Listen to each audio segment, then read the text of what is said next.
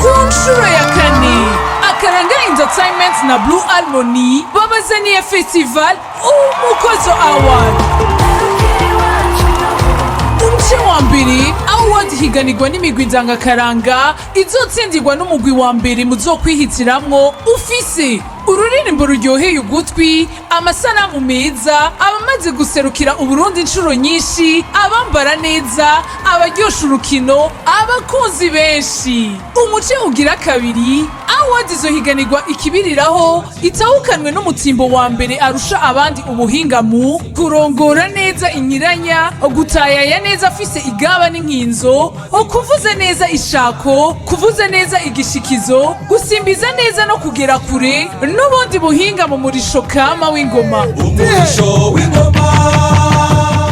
Vyongeye umwigeme n'umuhungu bazogaragaza ubuhinga mu ntambo kurusha abandi n'uzogaragara ko afise imyaka mike kurusha abandi bazoshimigwa. Iteka inyungu ku munyakaranga umukozo awa.